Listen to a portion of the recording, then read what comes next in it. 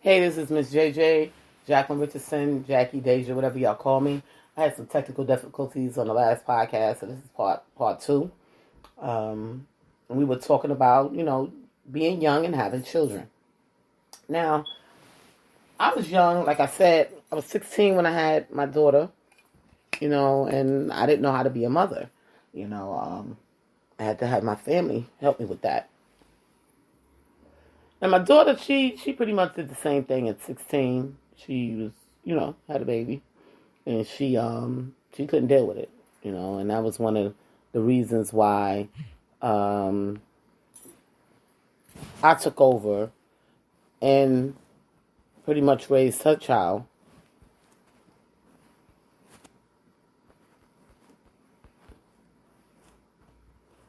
She pretty much I pretty much raised her child because um, she couldn't do it. She was a young mother, and people think that having kids young is the way to go. I mean, we make mistakes, get pregnant, and we don't want to get rid of them, because who wants to kill their children? However, we have these babies, but we are not ready because we're still learning,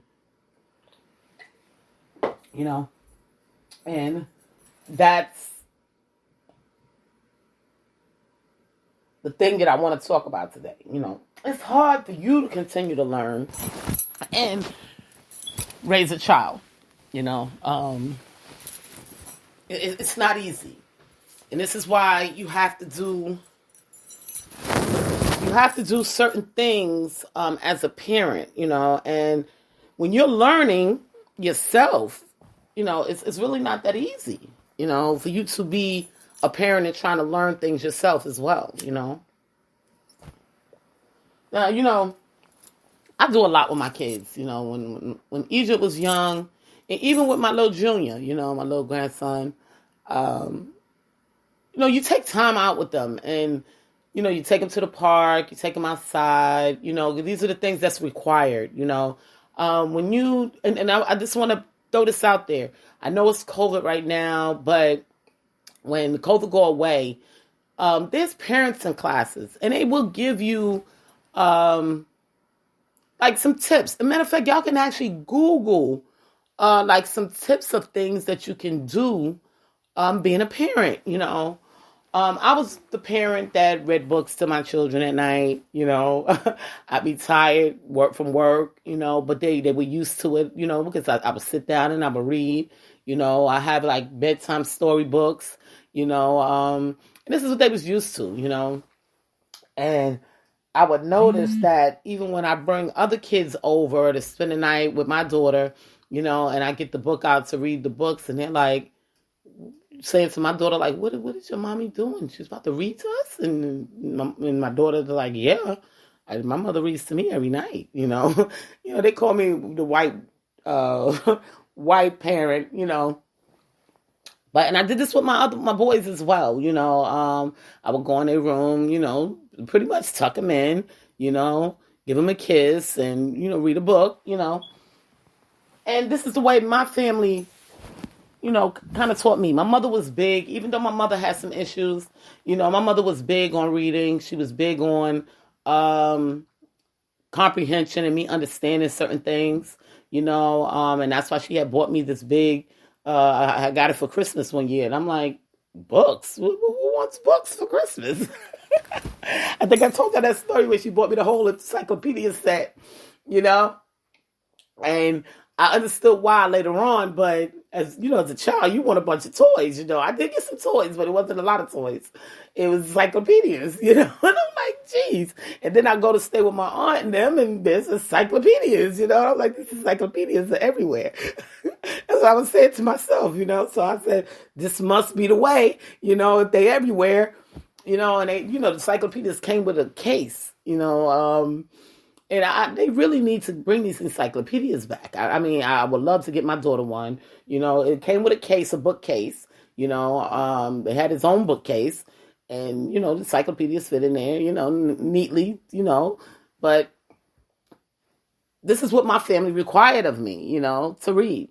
That's what they required, and I had learned to read to my children. So it has nothing to do with me being a white mother, as people say. They're always trying to categorize me as a white mother. My people are not white. My people are black and Hispanic. And, there's a lot of people out here in the world that do bring their children up this way, So it's not, you can't, call a person, because I take it offensive when you call me white and, or white girl, and my people taught me these things.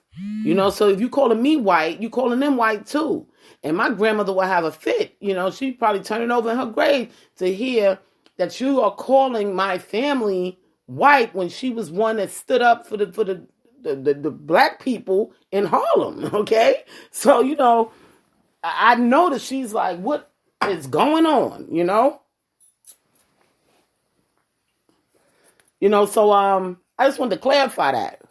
But these are the things that, my family taught me, and this is the way I raise my children. Not everything that they taught me I bring over to my lifestyle, but there's a lot of things I do, because when I went out to other people's families and homes, I saw that they didn't even have access mentally or physically to some of the things that I had. Okay. And I mean, knowledge, they live different. They taught me how to live their way. But I felt that my family way was better. You know what I mean? With certain things. And then there was other things that I did pick up from other people, Like I talk about my daughter's grandmother, I hate socks, I hate socks. And when I used to go to my daughter's grandmother's house all the time when I was young, and, I don't like, I like I said, I hate socks, so I don't wear socks. And it could be cold. And she'll say to me, Jackie, go put some socks on your feet. It's cold out here. And I'd be like, my feet ain't cold. I'm fine. She said, girl, go put some socks on. An adult, see, back in the day, when an adult spoke, we listened. Okay? It was no too much talk back. Okay? Because then they'll go off, curse you out, and then tell your mother, and then your mother cursing you out. So, you left that type of thing alone. You just said, okay, yes, ma'am.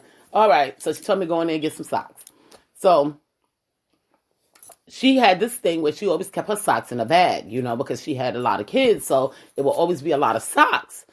And that's one of the things that I brought into my life, because I felt that it was much easier, to just have a sock bag, And that's what I'm saying, sometimes we might bring other things that we see in other people's lives into our lives that we feel is sufficient for our life, and that was one of the things, that I brought into my life. So every time I look at my sock bag, I think of her, I say, yep, that's Joe right there, you know what I mean? So, and I love her to death, I haven't seen her in a long time, but these are the adults that raise you, you know what I'm saying, and you be around are the ones that's going to keep you mentally focused, on certain things, especially when it comes to the children, so you have to pay attention. So when I was young, I was being taught not only by my family, but my daughter's grandmother's family. I mean, my daughter's grandmother as well, so she implemented some things, that I didn't know, so I learned from both sides, like how to raise these children, so I was picking up, a lot, but it took time. I was a young mother. And I said again, I was a young mother and I didn't know what to do, and they would snatch the baby up and be like, you ain't doing this right. Let me show you. And, and I'd be like, okay, let me stand in, pay attention. And that's what I would do. And then when I had my next baby, I had all this stuff,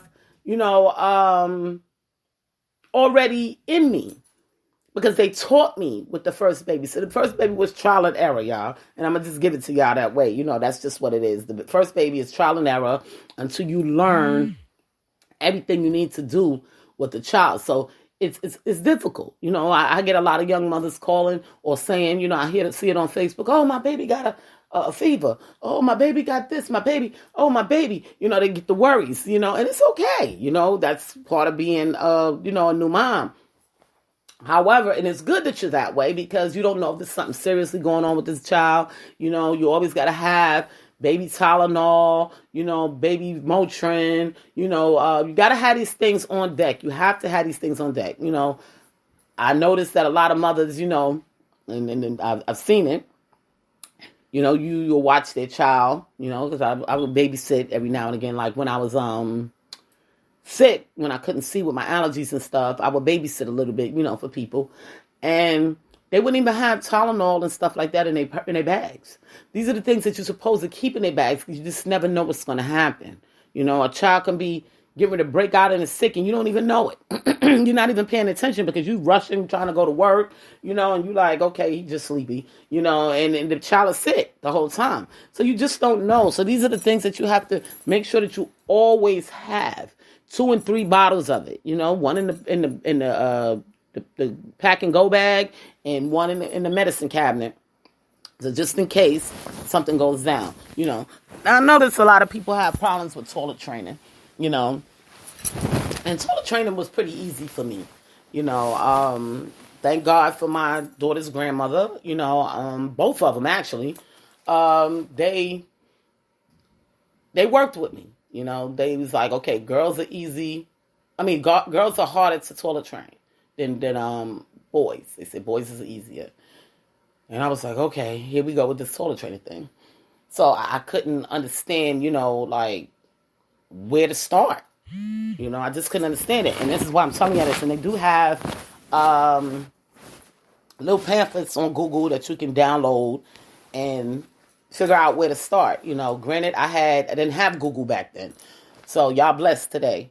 So I had my the grandparents, and they would say to me, okay, now you got to do it like this, and you got to make sure this, and you got to make sure that. And I'm like, oh, Lord Jesus, why did I do this and have this baby? I was like stressed out, like, really? I found it easier to just buy diapers, Keep putting diapers on the baby. That's the way I looked at it. But they was like, oh, nope, it's time for the baby to have some panties on. Let's get this thing going now so you can get rid of these diapers. And I'm like, oh, okay. So now, they teaching me how to train the baby. And like I said, I was blessed. I was blessed, y'all, because I had good people in my life that was there every step of the way, and was saying, well, we know she don't know what the hell she's doing. Excuse my language. We know she don't know. So we got to pretty much guide her through this thing.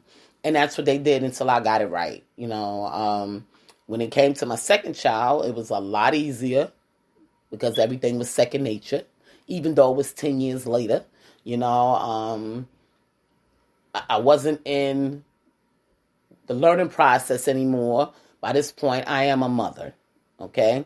And I had to do things a certain way, It's the other thing, I'll come up in an era where, and I tell y'all, my grandmother, if she was still alive, she died at 84.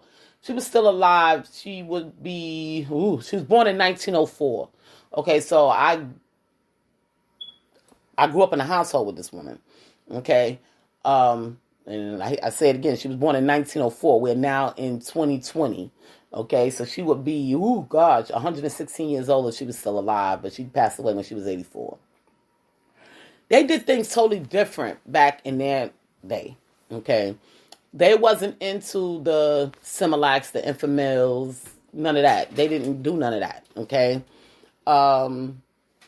They gave the children either breast milk or carnation milk. Okay? This is the other thing, What? What's wrong? What's the problem? Speak to me. Why is it 30 minutes? Oh, that's because the last podcast had messed up. I had technical difficulties. I'm going past my time. They getting your time. I'm sorry. Talk to you. Okay. She waits until the podcast should have been finished by now.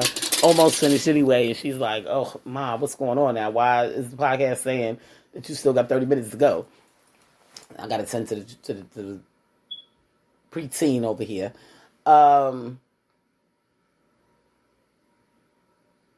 getting back to these babies. So, back then it was totally different. Now with my first child, I did the breast milk thing. I couldn't get myself, accustomed to it because it was new to me. However, breast milk is always the best milk to feed a child. So we big up women that do the breast milk. Because it helps their immune system build. It actually some of them kids become smarter than others. When you breastfeed. So, that's a big thing, and that's been big for a long time. Back me living in New York, and I'm going to tell y'all, New York is a very diverse city. We have all type of people there, and shout out to the Africans. They were the ones that was really doing it in New York when it came to breastfeeding. They was big on that thing. You'll see Africans all over the place, and they have their African shawls on, and they put their baby on their breasts and feed their baby, So it wasn't this big thing about, oh my God, I got to have Similac. I got to have milk. I'm spending $30, $40, none of you can't wait for the WIC and all this other stuff. It was none of that, because you was able to feed your baby from the breast. So a lot of y'all young girls, y'all need to start looking into that thing. Shout out, we just had another baby coming to the family, about a month ago. Yeah, about a month ago. And that mother, she's breastfeeding. She's not as young as the rest, and that could be why, but she is breastfeeding, and that's a wonderful thing. Breast milk is the best thing you can do for your child. My daughter, Shaquana, she breastfed her son. I didn't force her, but we just coerced her into understanding that it was the best way to go for her child, and especially for the first 6 months. Well, normally we do it for the first year to 4 years, but the first 8 months to a year, you can start weaning the baby off the breast if you want to, but some women take it all the way up to age 4 or 5, Shout out to some of my friends in Maryland, they breastfed, their children. And I started out breastfeeding in Egypt. However, I had caught pneumonia, as y'all know, and I had to take a lot of antibiotics. And anything that you put in your body comes through that breast milk.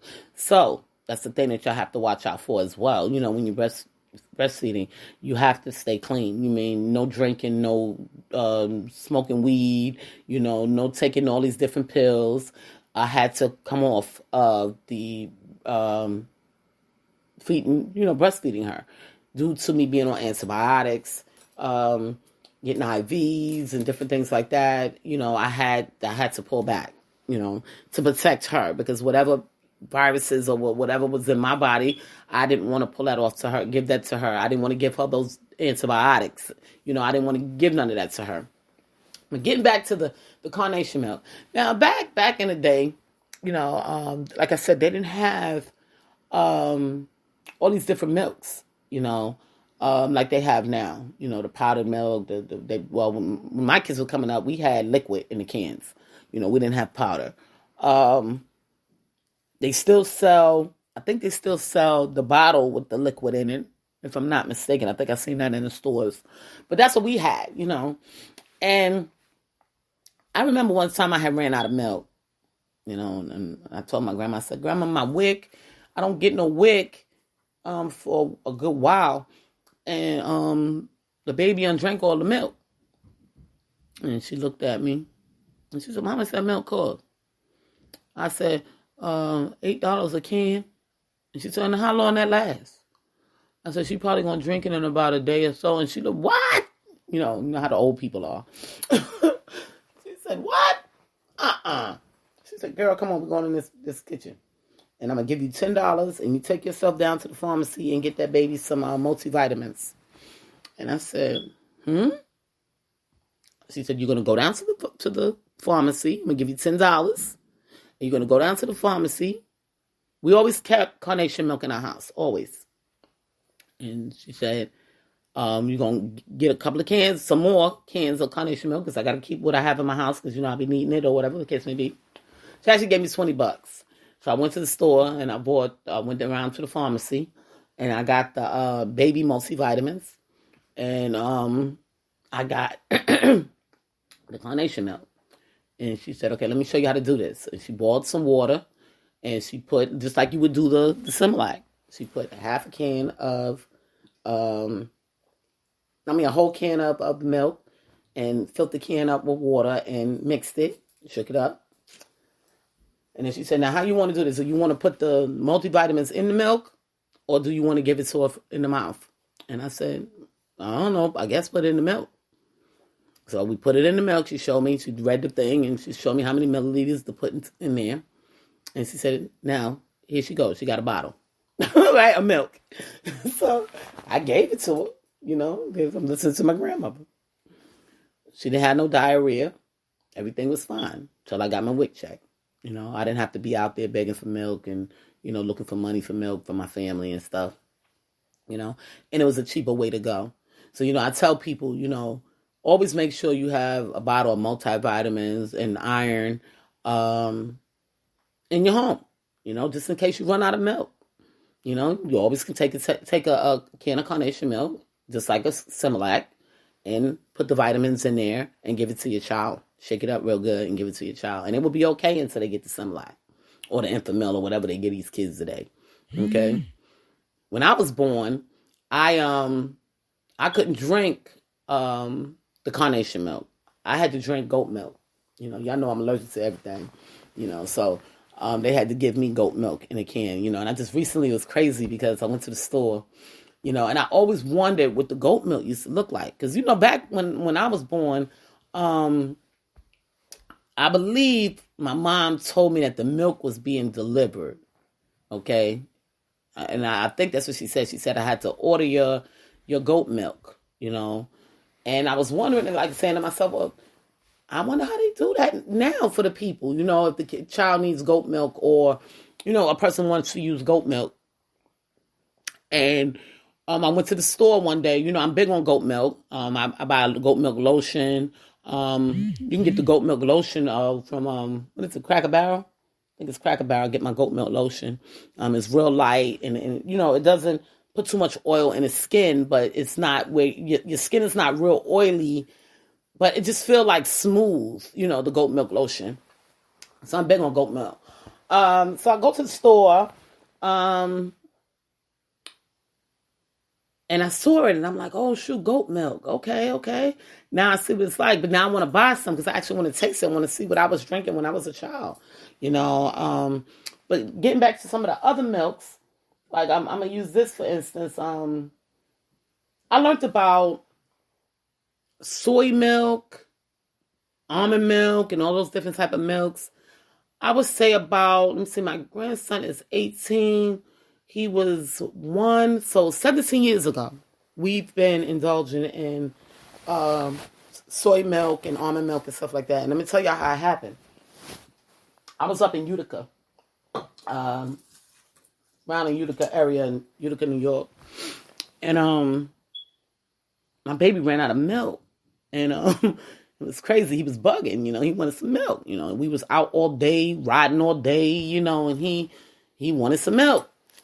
And I went in the store and I said, do you have any Similac? And the guy was like, Similac, what is that? Right? And I'm like, the baby milk, And he's like, no, we don't use that stuff. And I'm like, huh? What do you mean y'all don't use that stuff? This is a organic type of place. And I'm like, organic. So I'm looking around. I'm like, damn, the stuff do look different in here.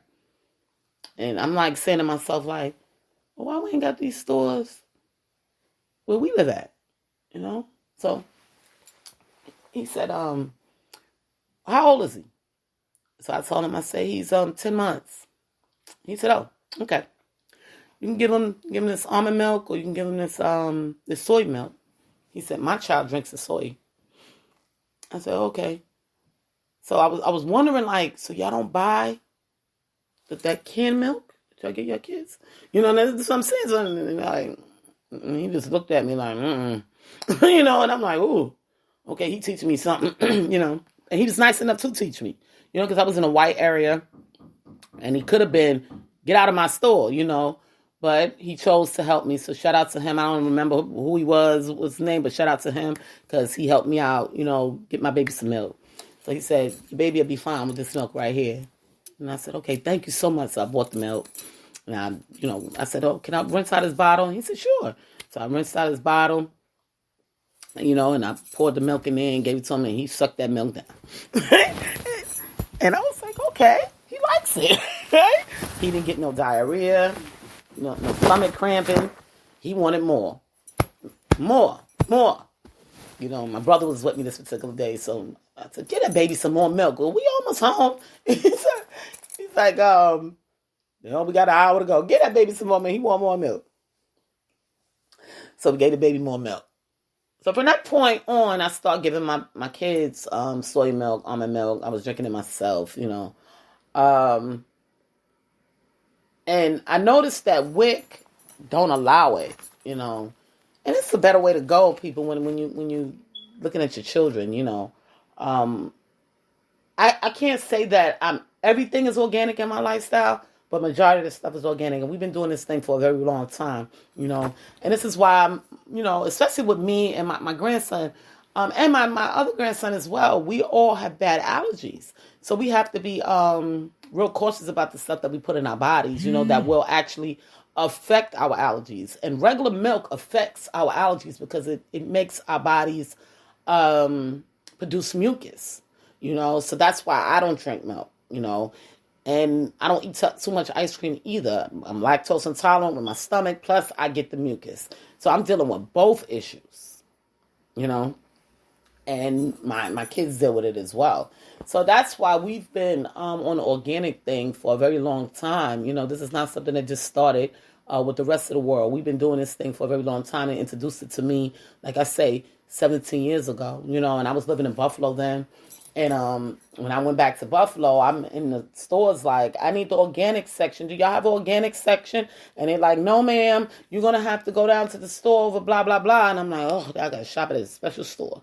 Okay, y'all know a lot of the organic stores don't take food stamps, especially back then. And I was on food stamps. So I was like, oh, my God, how am I supposed to do this? So now I'm working, trying to get the money so I can give my kids this better food, because I saw that, if these people up in the country, in the mountains, are not giving their kids this stuff, then maybe I shouldn't be giving my kids this stuff either. It's a reason why, So I dedicated myself to a healthy lifestyle, and I said, okay, well, I can't be doing this food stamp thing because I got to work, So I would work 2 and 3 jobs, and people was laughing at me up in Buffalo, because I was doing a paper route. I was working at the nursing home. Whatever I could do to get that extra money to feed my family better, And then I moved that lifestyle down to Maryland. But when I got to Maryland, I fit right in because this is the stuff that they were doing, So I was like, okay, well, I fit right in here. These people are doing the things that I was doing. So now I feel like I'm at home, I'm with the people like me. I come to Charlotte 12 years later, and here we go again. These people looking at me like I'm crazy. And I'm like, you got to be kidding me. Where y'all been for the last 17, 20 years? We are living organic lifestyles now. Granted, organic food, organic milks are very expensive. Organic, everything is expensive. But you have to weigh your options and tell yourself whether or not you want a healthy lifestyle for you and your children, or do you want, because you got to remember, the longer you live and the healthier you are, the better you are to do more and more things. I wasn't big on my kids eating out, until I got to Charlotte. When we was in Maryland, we didn't eat out too much. I very rarely ate McDonald's. If we ate out, it would be more like Kentucky Fried Chicken, Panda Express, or some of the meal restaurants. We did Chick-fil-A. Chick-fil-A is one of my favorites. and Boston Market where we can have a whole meal. I never did the Burger Kings and McDonald's too much. Once in a while. So now when people look at me, they say, "Oh, you don't eat this?" No, I don't. You don't like it? No, I don't. Just the other day, a girl had said to me, we was talking about Thanksgiving, and we was at the market, at the Publix, and she said, "Well, what y'all having for Thanksgiving? You ready for Thanksgiving?" I said, "Oh, yeah, I'm having turkey, blah, blah, blah, this and that." I'm telling her. And she said, "Yeah, okay, okay." She said, "Well, we having ham, and we having this." And I said, "Oh, ham." Oh, I shook my head. Now, I stopped eating pork when I was 17. That was a lot of years ago, And when I got to Maryland, not too many people eat pork. And I couldn't understand why. And the reason being is because they use the pigs as pets. They don't eat them. Okay? I mean, you got some people that's going to eat them. But not too many people. Like I said, we use them as pets. Like dogs and cats. You get a pig and put a bow on them and give them a name, So, I told her, I said, "Ooh, we don't eat the pigs. We don't eat the pigs." Didn't you see, I was saying to myself, I didn't want to say to her, this is why we push Peppa Pig, because we don't eat the pigs. Pigs are pets, like dogs and cats. She was looking at me like I was crazy, but that's the way she was raised, to eat the pigs,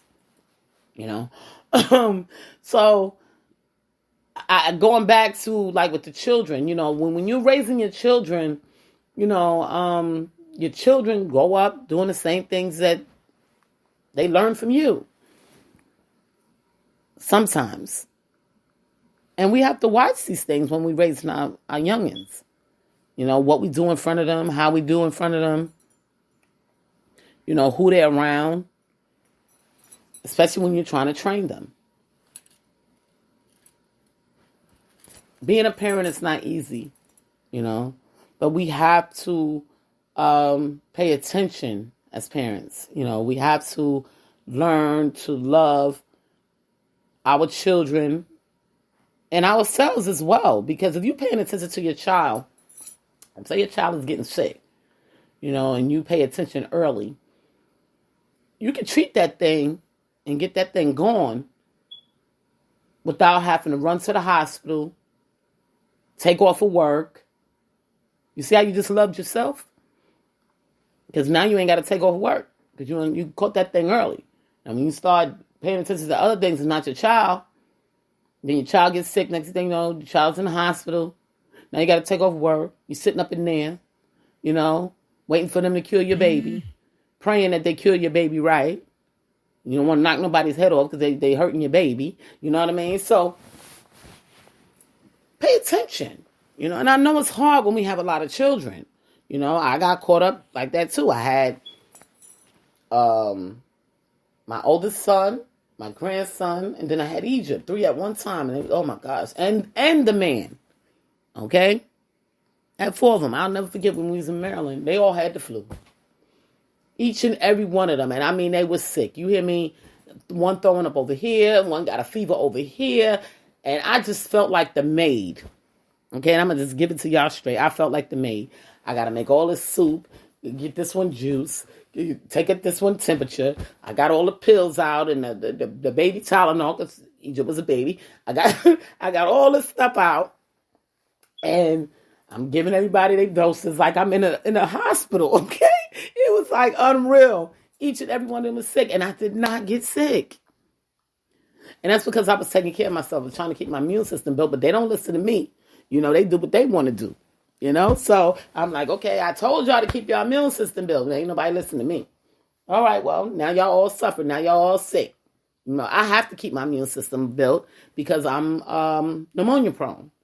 So this is what I do, So here I am, being a nurse of the mother nurse and maid for all of them. Running from bed to bed, and hoping that they get better soon because now I'm getting tired. Days done went by. The flu normally lasts about sometimes 7 days. It can last 24 hours with some people, but the real flu can go on to about 5 to 7 days.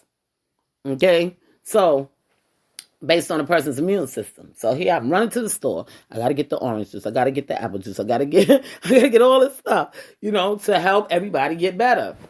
So it's not easy being a mother of the family, and that's why a lot of us women, we become overwhelmed. And this is why when you're young, you shouldn't have all these kids so young, because this is what you're going to be going through, when the kids get sick, everybody's sick. Now you're running around, and then when you get sick, they're there to help you, but they're not going to help you the way you help them because you're the mother, you're the nurturer. So they're not going to help you the same way. And this is why I always say, I tell people, they say, oh, lay down. I can't lay down. I have no room for being sick. I can't be sick because I got to take care of these people. That's our job as mothers and wives, or, having a significant other. The woman is the sole caretaker of the family, and we get burnt out. We do, especially when we have a bunch of kids. Drive us crazy. We start getting anxiety, overwhelmed. We don't know what's going on with our minds and our bodies. All the kids are standing in front of me. Ma.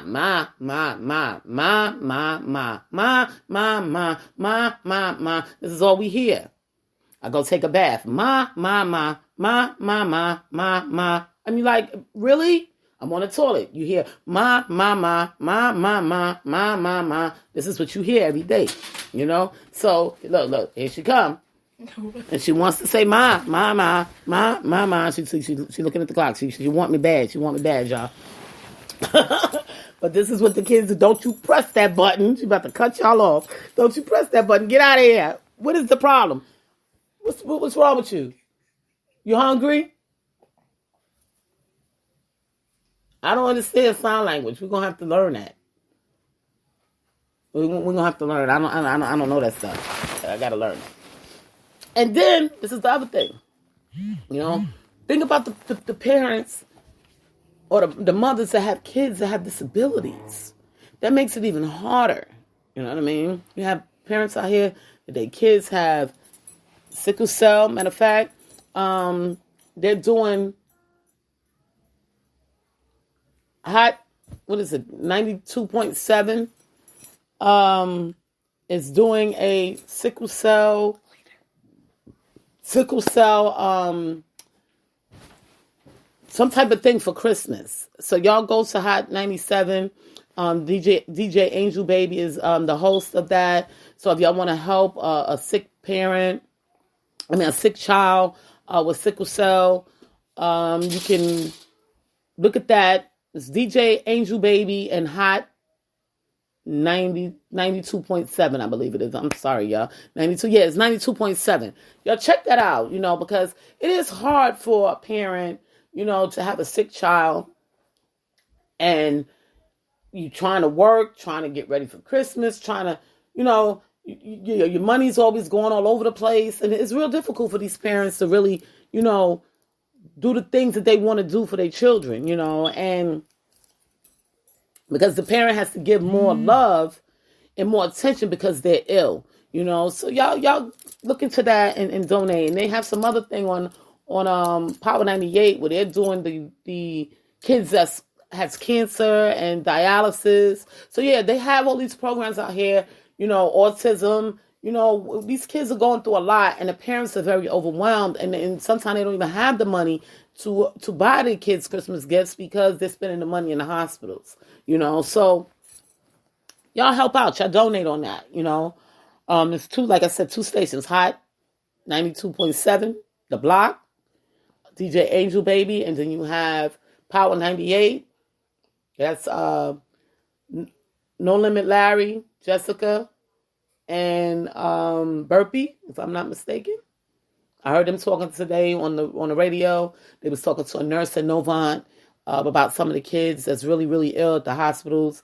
So, we know that the hospitals are off limit right now because of the COVID. So we try to do what we can by giving it to the radio stations, and they'll, make one deliver and say, hey, this is for the children, because it's very difficult for some of these parents with sick children, Yeah, and sickle cell is a big one, because them kids is always weak, and the parents has to like solely care for them like they babies, even if they 10, 15 years old, and this is a long life thing. It's not something that goes away. It's not like when a kid gets a flu or even the COVID, it can go away, stuff like that. Sickle cell doesn't go away. That's a lifetime thing, and the children be weak, the parents be weak because they're using so much of their energy to help the child. So y'all really look into that and donate.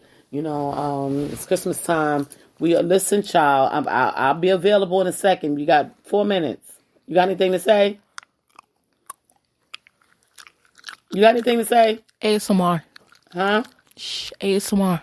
What is that? Just quiet.